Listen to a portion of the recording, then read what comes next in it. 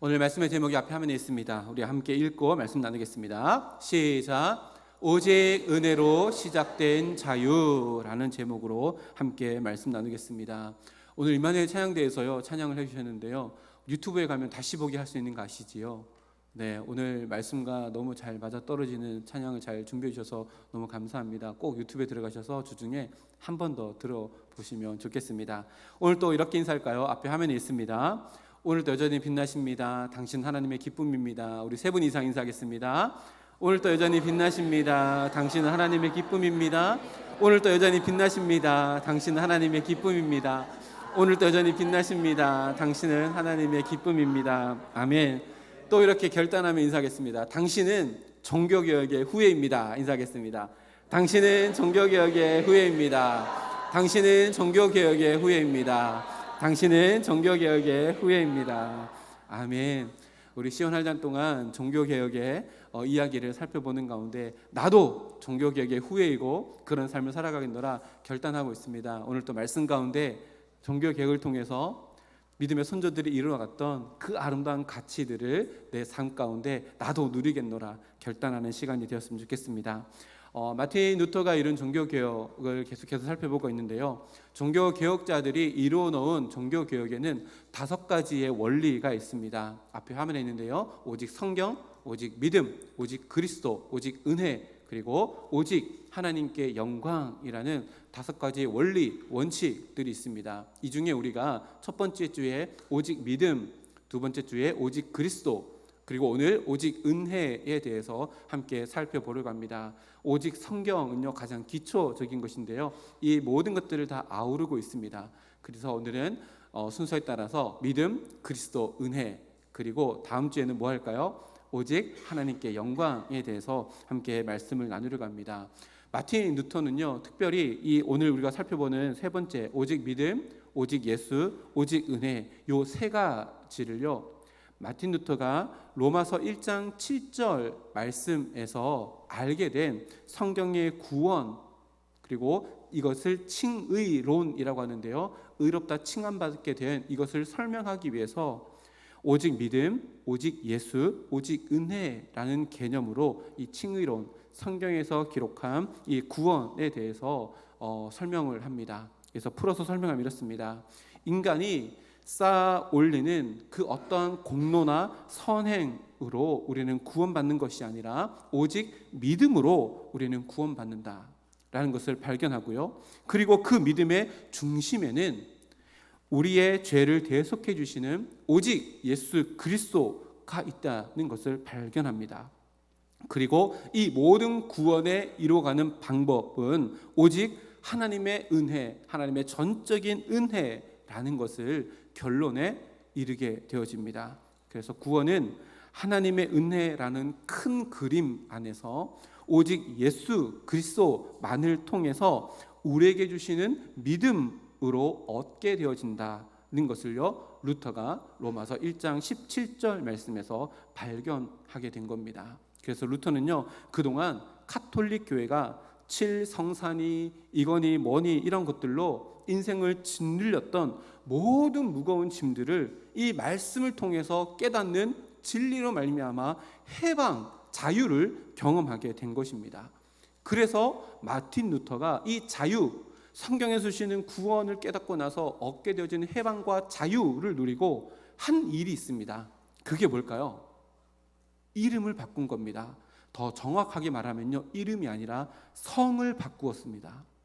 이름을 바꾸는 것도 쉽지 않은데 성을 바꾼다는 것은 어마어마한 결단이 있었다는 것을 의미하는데요, 마틴 루터의 본명은요 마르틴 루더였습니다.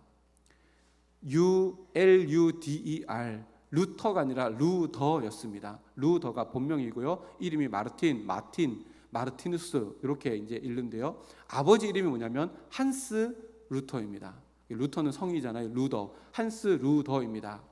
이 한스 루더 가문에 성인이 있는데 그 성인이 바로 루더라는 성을 가지고 있었는데 그 성을 따라서 마틴 루더의 이 가문이 이루어졌는데요, 이 루더라고 하는 성인의 이름의 뜻은 사냥꾼, 속이는 자, 또 협착꾼 이런 의미를 가지고 있습니다. 구약 성경의 야곱의 이름과 좀 비슷하지요. 그래서요, 루터는 자기가 성경을 통해서 하나님의 은혜 안에서 예수님을 통하여서 내가 받은 이 구원, 이것을 통해서 경험하게 되어지는 놀라운 자유, 해방을 경험하고, 야, 이제 나는 더 이상 속이는 자라고 하는 성, 이 루더라는 성으로 살지 않겠다라고 결단하고 성을 바꾸기로 결단합니다. 얼마나 성경 말씀에서 말하는 이 구원이 주는 자유가 너무나도 감격스럽고 너무나도 행복했던지 성을 바꾸기로 결정합니다. 그래서 바꾼 성이 뭐냐면요, 앞에 화면에 있습니다. 우리 빨간색 글씨 제일 위에 있는 거 한번 읽어볼까요? 시작. 엘류테로스. 어렵지요. 엘류테로스라고 하는 성으로 바꿉니다. 그러니까요, 마틴 엘류테로스라고 바꿉니다. 이 엘류테로스라는 이름 성이요 되게 어렵습니다. 헬라어이기 때문에 그렇습니다. 헬라어의 엘류테로스라고 하는 것은 자유인입니다. 그러니까요, 자유인 승일 뭐 이런 식으로 바꾸는 겁니다. 그래서 엘류테로스라고 바꿨는데 자기도 이것이 어려웠던지 이것을요 자기 이름으로 성으로 다시 바꾸기 시작하는데요, 앞에 있는 L자를 빼서 버리고 뒤에 있는 로스를 빼서 버려서요, 제가 영어로 이렇게 써놨는데 다 빼고 나니까 루터로 자기의 이름을 성을 바꿉니다. 아마 원래 이름이었던 루더와 어감이 비슷하게 이 글자에서 루터라고 하는 말을 빼서 이것에 나는 자유라는 의미를 담아서 진정한 자유를 누리는 나의 삶을 살겠다라고 하는 마음을 담아서 이렇게 이름을 바꾼 겁니다. 얼마나 기뻤으면 자기의 성까지 바꾸며 그 자유를 표현했을까요?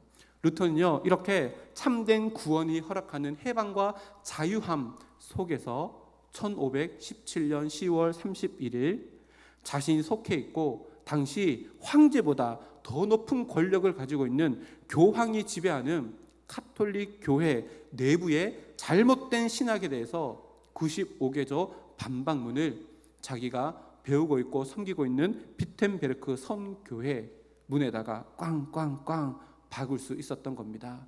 자유 때문입니다. 그리고 교황의 이름으로 발부되어지는 면죄부, 면벌부라고 부르는 그것을 떠받치고 있는 신학의 모든 오류들을 깨부수는 반박문을 붙이며 교황의 반대편에 설 수 있었던 것도 이 구원의 은혜 안에서 누리는 자유 때문이라는 것을 우리는 경험하게 되어집니다. 그래서요, 우리가 종교개혁의 시작이라고 하는 1517년 10월 31일은 굉장히 큰 파급력이 가지고 있었던 날이다라고 우리가 알고 있지만요, 문서를 찾아보면 사실 그때는요 1517년 10월 31일 95개조 반박문을 붙인 그 날은요 교황청에서는 그리 큰 일이 아니었다라고 합니다. 당시의 교황이요 레오 10세라고 하는 교황이었는데요, 이 교황은 당시 10월 31일 1517년 10월 31일 루터가 한 일에 대해서요, 저 독일 변방에서 이름도 없는 한 사내가 쓸데없는 짓을 또 하는구나 라고까지만 하고 상대하지도 않았다라고 합니다. 그렇게 2년 몇 개월, 3년여가 지나는 1520년에 산 사건이 일어나게 되어지는데요, 계속해서 루터는 그때로부터 하나님의 은혜로 주어진 구원 안에서 누리는 자유함을 마음껏 누리며 사람들에게 진짜 구원이 뭔지를 가르쳐주면서 파급력을 점점 키워나가게 되어집니다. 그러자 루터의 이야기가 또다시 교황청에게 알려지게 되어집니다. 그래서 1520년 6월경에 루터에게 레오 10세 이 교황이 너는 지금 가르치고 있는 그 모든 것들을 철회하지 아니하면 파문을 당하게 될 것이다 라고 하는 파문 경고 조서를 보냅니다. 몇 월 달에요? 1520년 6월 달에. 당시에 교황에게 파문당하면요 누구나 그 파문당한 사람을 죽일 수 있기 때문에 죽음과 직결되어지는 아주 무서운 일이었습니다. 그렇게 6월 달에 이탈리아에서 보낸 이 조서가 10월 10일이 되어서야 독일에 있는 루터의 손에 전달되어지게 됩니다. 4개월의 시간이 지났는데요. 당시에 교황으로부터 이 파문 경고장을 받으면 2달의 기회가 주어졌습니다. 이 2달 동안 내가 잘못했습니다, 회개하고 교황의 경고를 받아들이면 교황은 용서를 해주고 파문하지 않는다라고 하는 조선을 다시 보냈다고 합니다. 그런데 이 2달이 지나도록 아무런 반응을 하지 않으면 그 즉시로 2달이 되는 그 즉시로 파문을 당하게 되어지고 누군가가 그 사람을 죽여도 그것은 정당한 이유가 되어져서 죽음에 이르게 되어집니다. 그래서요 1520년 10월 10일 루터가 이 조서를 받았다는 것이 루터가 살고 있던 비텐베르크 도시에 알려지게 되어지고 사람들은요 루터가 이제 어떻게 반응할 것인가에 대해서 온통 관심이 쏠려 있었습니다. 그럼 그 2달 동안 루터가 무엇을 했을까요? 2달이 됐습니다. 루터는 일부러 2달이 되는 딱 2달이 되는 그날 12월 10일을 기다렸습니다. 그리고 1520년 12월 10일 루터는 교황으로부터 받은 자기를 파문하는 경고 조서를 들고 비텐베르크 대학 외곽에 있는 한 소각장으로 갑니다. 소각장에 왜 갔을까요? 교황이 친히 써서 내린 교황 파문 조서를 거기서 공개적으로 불태우기 위해서 그곳에 가게 되어집니다. 앞에 칼라로 그려진 그림인데요. 저기 비텐베르크 성이 저 뒤에 보이고 그 외곽에 와서 소각장에서 공개적으로 교황이 보낸 조서를 불태우는 퍼포먼스를 하게 되어집니다. 이것은요 단순히 종이 하나를 태우는 것이 아니라 교황의 권위에 도전하고 교황과 결별할 뿐만 아니라 교황의 대적의 자리에 서겠다라고 하는 것을 의미합니다. 그래서요 신학자들이나 많은 사람들이 우리가 알고 있는 1517년 10월 31일 95개조 방방문을 붙였던 날보다 바로 이 날이 진정한 종교개혁의 출발점이었다라고 말하기도 합니다. 이 날이 언제라고요? 1520년 12월 10일입니다. 상식적으로 이 날은 알아놓으시면 좋을 것 같습니다. 그리고 그 당시에요 루터의 친구가 있었습니다. 친구이자 루터가 하는 종교개혁에 후원하는 사람이 있었는데요. 루카스 크라니흐라고 하는 사람입니다. 이 사람이 루터가 교황의 이 조서를 불태우는 것을요 목판화로 만들어서 인쇄를 해서 뿌리기 시작합니다. 그래서 굉장히 많은 사람들에게 알려졌는데요. 유인물을 만들어서 뿌렸다라고 해서 이것을요 기독교 역사 안에서는 유인물 전쟁이라고 하는데 그 목판화가 바로 이것입니다. 우리 PPT를 띄워주시면 이 목판화를 만들어서요 인쇄를 해가지고 그 당시에 뿌렸습니다. 그래서 이것을 유인물 전쟁이라고 합니다. 그래서 금속 활자가 만들어지고 더 많은 유인물들이 뿌려지게 되는데요. 독일뿐만 아니라 독일을 중심으로 해서 많은 유럽에 뿌려졌고 순식간에 종교개혁의 물결이 일어나게 되었다라고 이렇게 이야기합니다. 또 한 가지 재미있는 사실이 있습니다.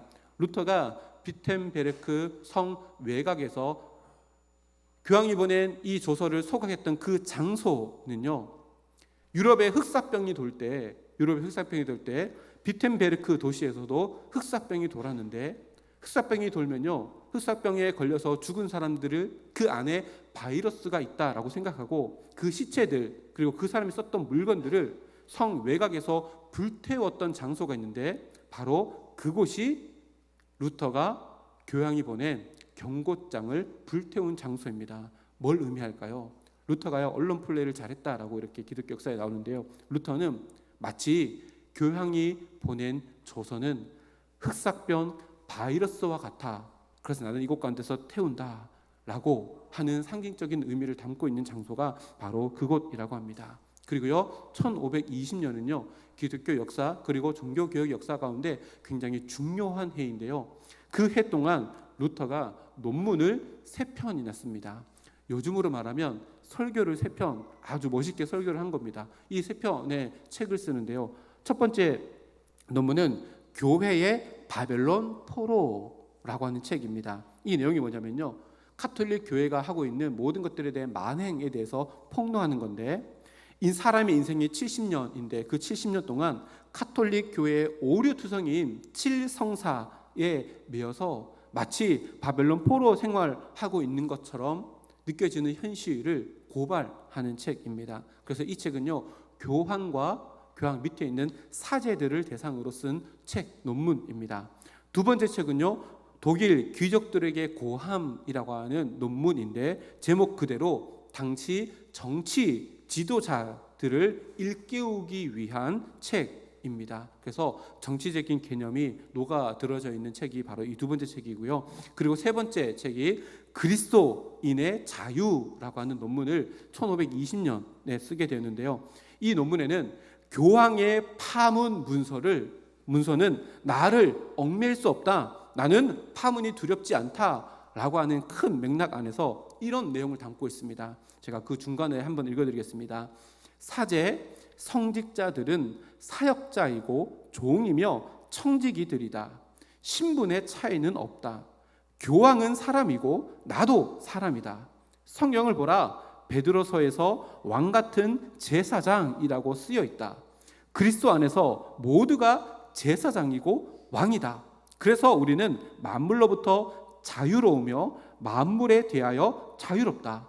우리는 예수 그리스도가 주신 자유를 입은 사람들이다 라고 하며 우리는 교황의 얽매이고 교황을 통해서만 하나님께 가고 성인들이 남겨놓는 구원의 공도 때문에 구원받는 것이 아니라 우리는 모든 것에서 자유롭고 예수 안에서 우리는 자유를 누릴 수 있다라고 이렇게 선포합니다. 그리고 이 논문에서요, 루터가 이렇게 이야기합니다.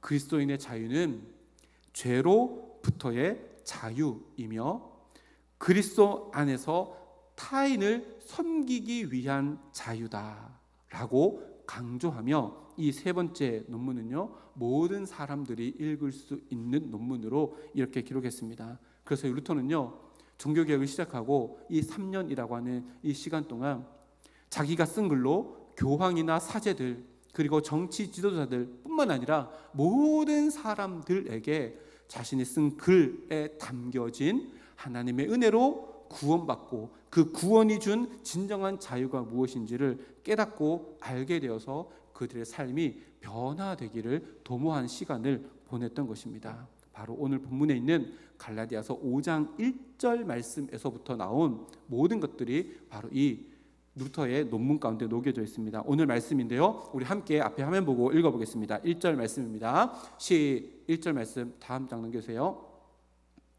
1절 말씀 함께 읽겠습니다. 시작. 그리스도께서 우리를 자유롭게 하려고 자유를 주셨으니 그러므로 굳건하게 서서 너희는 종의 멍에를 매지 말라. 아멘. 무엇을 말할까요? 하나님께서 우리에게 예수님을 통해서 주시는 구원의 은혜에는 목적이 있다는 것을 말합니다.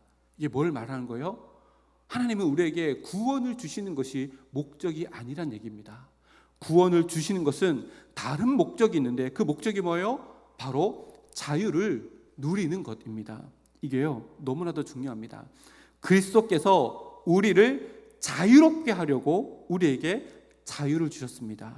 즉 우리의 삶의 목적은요, 구원을 받는 것이 목적이 아니라 구원을 받은 자로서 자유를 누리는 것이 구원을 주신 목적, 은혜를 주신 목적이라고 이렇게 이야기합니다. 다시 말하면요, 내가 예수 믿는 것이 난 구원받았으니까 다 됐어 라고 생각하면요, 구원은 반쪽짜리만 누리고 있다는 것을 의미합니다.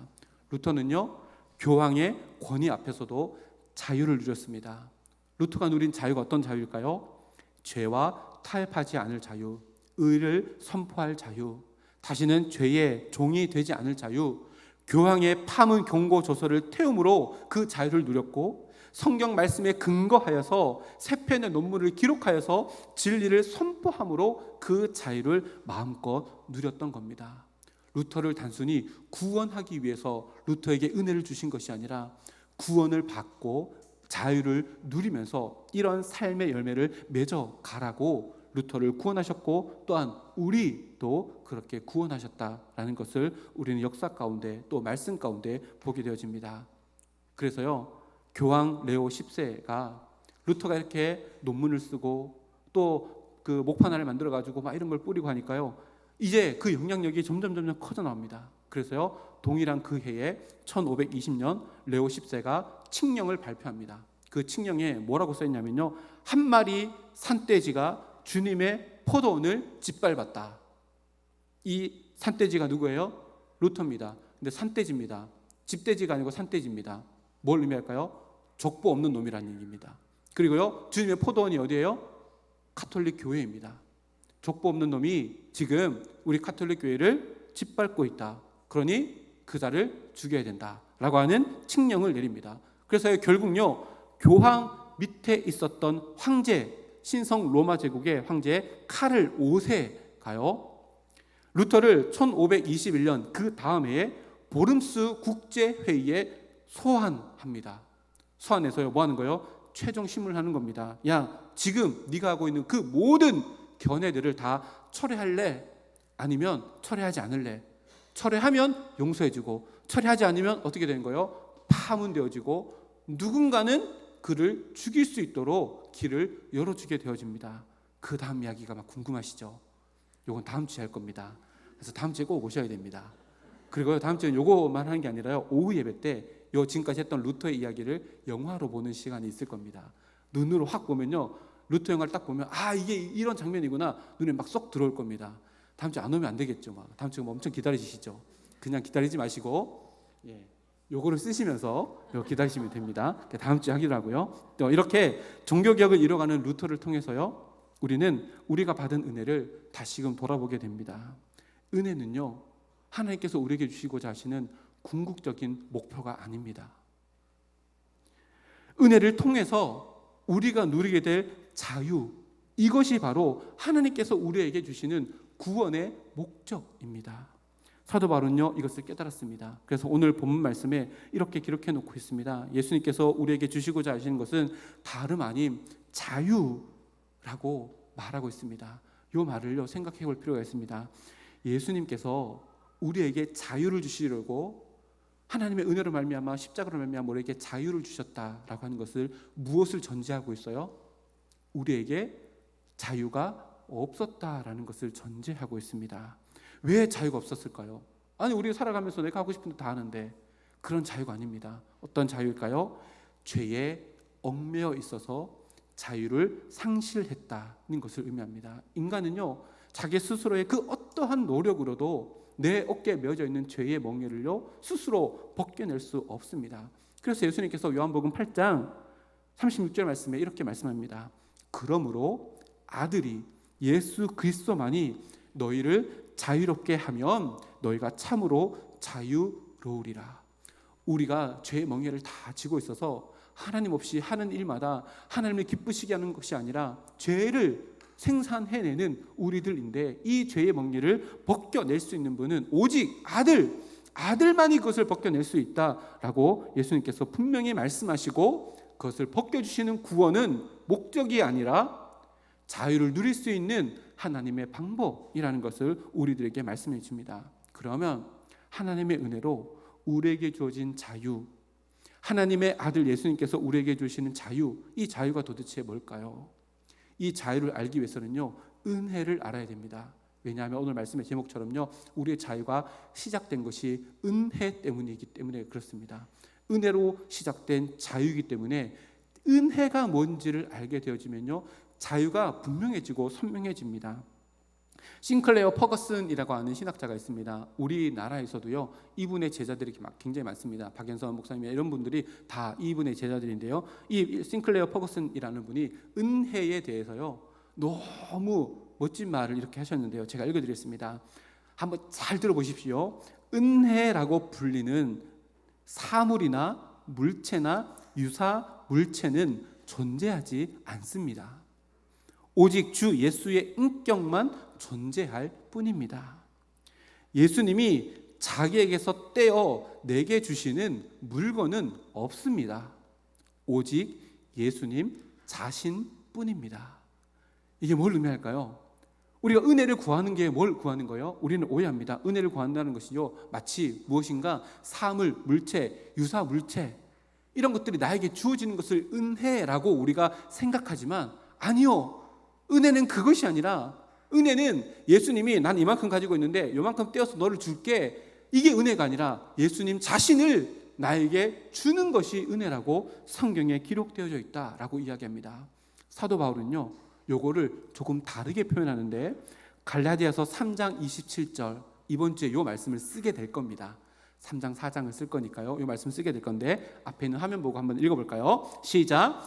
누구든지 그리스도와 합하기 위하여 세례를 받은 자는 그리스도로 옷 입었느니라. 아멘. 이게 은혜라는 거예요. 은혜가 뭐예요? 하나님께서 이만큼 갖고 계시는 것 중에 요만큼 떼어서 나에게 주시는 것, 하나님 감사합니다, 이게 은혜가 아니라 하나님께서 우리에게 주신 은혜는 그리스도로 옷 입히는 것. 다른 말로 표현하면요, 우리에게 예수님 자신을 주셔서 내 삶이 작은 예수가 되는 삶이 되어지도록 하는 것, 이게 은혜라는 겁니다. 그래서요, 은혜는요, 내가 삶을 살아가면서 내 안에 예수 그리스도를 품고 살아가며 예수님께서 사셨던 삶의 방식대로, 예수님께서 생각하셨던 사고 방식대로, 예수님이 선택하셨던 그 기준대로 선택하며 살아가는 것, 이것이 바로 은혜이고, 그렇게 살아가는 모습이 자유라는 것이라고 오늘 갈라디아서 말씀 가운데 우리들에게 이야기합니다. 루터가 누렸던 은혜와 자유도 바로 이것이었습니다. 오직 은혜가 우리의 삶 가운데 현실이 되어지면 예수님이 내 가운데 들어오셔서 나를 통해서 예수님이 살아가는 진짜 자유를 누리게 되어지는데, 이것이야말로 구원의 은혜로 말미암아 우리에게 주시고자 하시는 진짜 선물, 자유라고 오늘 말씀이 우리들에게 이야기합니다. 그래서 자유는요, 두 가지로 압축되어집니다. 제가 자유의 십자가라고 설교할 때 이 두 가지를 또 말씀드렸는데요, 이게 루터의 그리스도의 자유에서부터 따온 겁니다. 한번 읽어볼까요? 첫째 읽어보겠습니다. 시작. 죄를 거부할 자유. 둘째, 의를 행할 자유. 자유는 두 가지입니다. 뭐라고요? 죄를 거부할 자유와 의를 행할 자유입니다. 이것을요, 명쾌하게 보여주시는 예수님의 한 사건이 있습니다. 이 사건은요, 예수님의 공생의 시작할 때 일어난 사건인데, 예수님께서 성령에 이끌려서 광야로 가셔서 마귀에게 시험 받으시는 사건입니다. 이 사건 속에서 예수님은 마귀의 모든 유혹을 다 말씀으로 물리치시며 승리하는 가운데 이 두 가지 자유를 누리십니다. 첫 번째는 죄를 거부할 자유, 그리고 의를 행할 자유를 누리시는데요. 첫 번째 보세요. 예수님께서는요, 마귀에게 받은 이 세 가지 시험은요, 모두 다 예수님이 하실 수 있는 일들이었습니다. 돌을 떡으로 만드는 것도 하실 수 있으셨습니다. 높은 곳에서 떨어져도 하나도 다치지 않게 하는 것도 예수님께서 하실 수 있으셨습니다. 온 천하 만물을 소유할 수 있는 권세도 이미 예수님께 다 있으셨습니다. 근데요, 예수님께서 하실 수 있는 그 모든 것들을요, 마귀와 함께 손잡고 행하지 않음으로 말미암아 죄를 거부할 자유를 누리신 겁니다. 왜요? 그렇게 하는 것이 하나님의 기쁨이기 때문에 그렇습니다. 이것이요, 죄를 거부할 자유를 누리는 겁니다. 그런데 세상은 말합니다. 그게 뭐 자유야? 내가 할 수 있는 능력이 있으면 내가 하고 싶은 거 다 하는 게 자유지 라고 세상은 이야기합니다. 그러나 절대 그렇지 않습니다. 조금만 생각해봐도 그렇습니다. 우리 여기 한 60명, 70명, 80명 앉아 계시잖아요. 내가 하고 싶은 거 다 하는 자유를 누리면 이 자리가 어떻게 될까요? 저 인간 나 미워 죽겠는데 때려주고 싶다. 때리면 난 이거 자유라고 생각하면요, 전쟁터 될 겁니다. 우리 교회는 아니겠죠. 우리 교회는 아닌데 어쨌든 세상 사람들이 하고 싶은 거 다 하면요, 이 세상은 전쟁터가 되고 말 겁니다. 말 그대로 지옥이 될 겁니다. 죄를 거부할 수 있는 자유는요, 하나님의 은혜로 말미암아 구원받은 자만 누릴 수 있는 은혜, 혜택, 특권입니다. 예수님은요, 이 특권, 자유를 누린 겁니다. 두 번째로 죄를 거부할 자유뿐만 아니라 의를 행할 자유를 누렸는데요. 그것은요, 보세요. 예수님, 우리가 의를 행한다라고 하는 것은요, 쉽게 생각하면 이렇게 생각할 수 있습니다. 양심에 의거해서 착한 일을 행하는 것이라고 이렇게 생각할 수 있지만요, 성경에서 말하는 의는 전혀 다릅니다. 성경에서 말하는 의는요, 하나님의 뜻이 하나님의 방법대로 성취되어지는 것, 이것을 성경에서 말하는 의, 선한 일, 착한 일이라고 이렇게 이야기합니다. 예수님은요, 마귀의 세 가지 시험 모두가 하나님의 뜻을 이루는 것이 아니라 사람의 방법대로, 마귀의 방법대로 내 마음의 욕심을 이루는 것을 알았기 때문에 거부하였고, 하나님의 말씀으로 하나님의 방법대로 하나님의 뜻을 이루어 나가기로 선택하셨습니다. 이것이요, 의를 행할 자유를 누리는 겁니다. 그 결과가 뭐예요? 십자가입니다. 그 결과가 십자가입니다. 쉬운 방법이 아니라 하나님의 방법대로 하나님의 뜻을 이루어 나가는 순종의 자유를 누리는 것이 바로 이 예수님의 모습이었습니다. 예수님이 이렇게 하시면서 마음이 힘들고 어렸을까요? 아니요. 죄를 거부할 자유를 누리며 의를 행할 자유를 누리며 진정한 해방, 진정한 자유를 누리며 이 일을 행하셨을 겁니다. 죄를 거부하고 의를 행할 수 있었던, 누렸던 이 자유 때문에요, 믿음의 선조들이 그렇게 살아갔던 삶에 하나하나 차곡차곡 쌓여 나간 것이 믿음의 역사이고, 그 역사의 물줄기에 우리의 삶이 세워져 있습니다. 그래서요, 내가 오늘 살아가면서 죄를 거부할 수 있는 자유를 누리며 살아가고 의를 행할 수 있는 자유를 누리며 살아가는 것은요, 그저 내 삶에서 그치는 것이 아닙니다. 하나님의 구원의 역사라는 큰 흐름 안에 내 삶이 들어가 있어서 나도 개혁의 후예가 되어서 이 땅 가운데 하나님의 뜻을 만들어 나가는 하나님의 동력자로 세워지게 되는 놀라운 은혜를 경험하게 되는 겁니다. 그래서요, 내가 생각하는 나 인생이요, 내가 생각하는 것보다 더 큽니다. 오랜만에 당당히 인사해 볼까요? 옆에 있는 분들에게 이렇게 인사하겠습니다.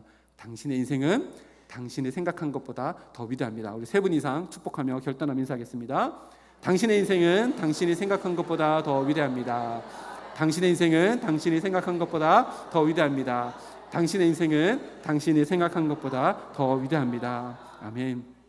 주님의 은혜로 주어지는 구원의 은혜는요, 성도의 삶의 목적이 아닙니다. 그 구원의 은혜를 통해서 누리는 자유, 이 자유의 삶을 우리에게 주시기 위해서 구원이라고 하는 하나님의 은혜를 우리들에게 주셨습니다.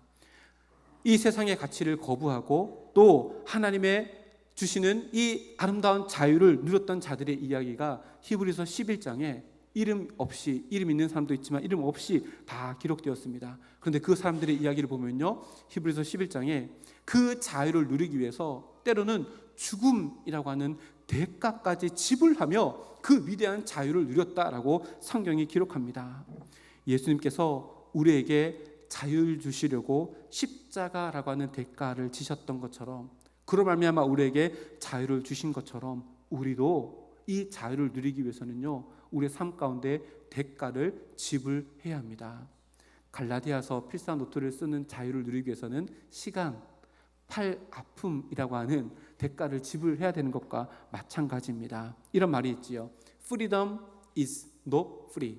뭐예요? 자유는 공짜가 아니다. 대가를 지불해야 한다라는 말이 있습니다. 루터는요, 성경 말씀 가운데 구원의 은혜가 주는 자유를 깨닫게 되어지고 무엇을 대가로 지불해요? 파문 문서를 불태워서 교황과 대적이 되어지는 그 위급한 상황을 대가로 지불합니다. 거기서 그치지 않고요, 자기가 성경 말씀 가운데 깨닫게 되어지는 진짜 구원의 은혜를 글로 기록해서 교황, 사제, 정치인들, 모든 성도님들에게 글로 쓰는 자유를 누리며 의를 선포하는 자유를 마음껏 누렸습니다. 그래서 우리가 지금 이렇게 예수님을 성경에 기록된 대로 믿을 수 있고, 성경에 기록된 대로 구원의 반열에 서게 되어졌고, 성경에 기록된 대로 자유를 누릴 수 있는 이 자리에 있게 된 것입니다. 말씀 한 구절 읽고요, 이제 말씀 마칠 텐데요, 고린도후서 9장 8절 말씀입니다. 앞에 화면에 있습니다. 함께 읽겠습니다. 시작. 하나님이 능히 모든 은혜를 너희에게 넘치게 하시나니 이는 너희로 모든 일에 항상 모든 것이 넉넉하여 모든 착한 일을 넘치게 하게 하려 하심이라. 아멘. 이 구절에 보면요, 하나님이 능히 모든 은혜를 우리에게 넘치게 해주신대요. 이것은요, 구원의 은혜입니다. 구원의 은혜는 넘칩니다. 근데 이것을 주시는 이유가 뭐예요? 8절 계속 띄워주시면요, 하반절에 보면 모든 착한 일을 넘치게 하려 하심이라. 뭐예요? 자유를 누리라는 말입니다. 선한 일, 죄를 거부한 일을 마음껏 누리라라는 말씀입니다. 이번 한 주간 동안 또 우리 남은 모든 여생 동안 구원받은 자로만 살아가지 말고 구원받은 자로 누려야 될 자유, 죄를 거부하고 의를 행하는 이 자유를 누리기 위해 어떠한 대가라도 나는 지불하며 그 자유, 그 해방을 누리겠노라 결단하는 우리 모두가 되기를 주님의 이름으로 축복합니다. 우리 다 함께 일어나서 앞에 있는 화면 보고 이렇게 선포하겠습니다. 은혜로 시작된 자유를 누립시다. 우리 옆에 있는 분들 보면서 힘차게 결단하겠습니다. 시작. 은혜로 시작된 자유를 누립시다. 은혜로 시작된 자유를 누립시다. 아멘. 우리 드럼 좀 나와주시고 우리 힘차게 박수 치면서 찬양할 텐데요. 예수 안에 있는 나에게